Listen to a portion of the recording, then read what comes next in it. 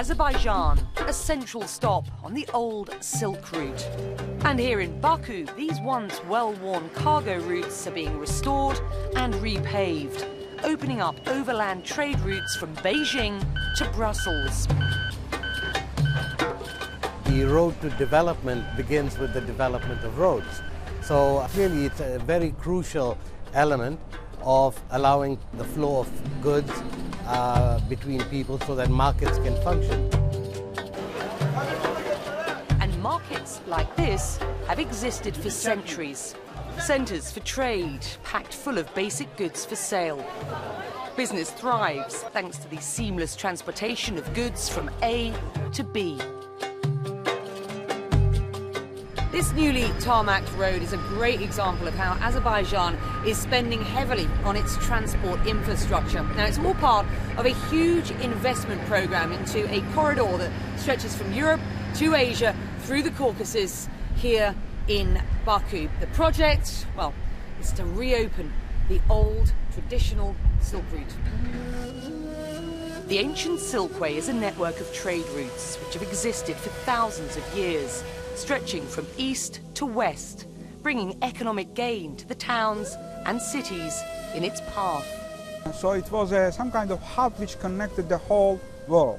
In the second part of the 6th century, Sassanid rulers of Iran, they closed one of the Silk Roads because they didn't want to allow the goods go through the Iran to the Byzantium.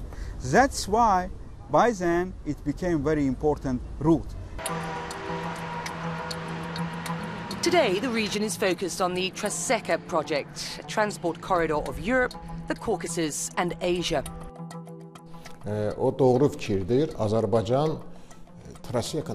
Azerbaijan is located in the very center of the Traseka project, and it's a gateway to both Europe and Asia.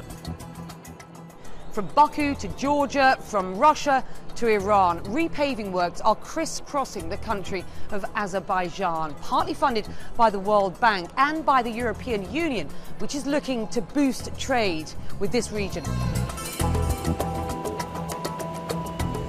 Just 3 hours' drive outside of Baku and work is underway. This is the Sahil to Tagiev highway. When finished, it'll connect two major arterial routes. This road, before the construction, was in a very poor condition. Now, with the reconstruction, we expect that it will have enormous impact on connections of the China and Russia and Iran and so on.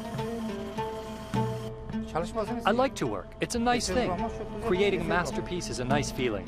We make it, and we just leave it behind.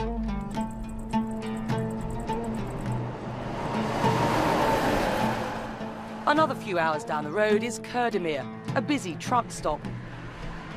34 years I've been on these roads. Russia, Europe, Italy, I've seen it all. I carry electrical raw materials, wires, cables and so on. I spend most of my life in this truck.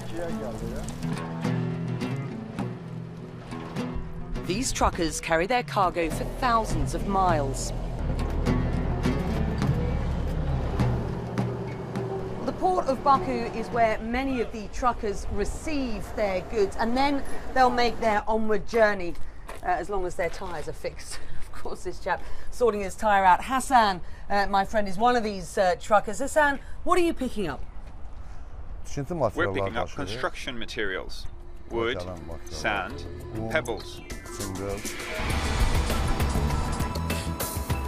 There's been a huge growth in cargo transportation since the launch of the Traseka program. In 1995, only 335,000 tons of cargo were delivered to Europe via Azerbaijan. This grew to 85 million tons in 2010. The repaving and restoration of the Silk Route is essential, as local governments come to the same realisation as their ancestors: the value of good transport links between East and West.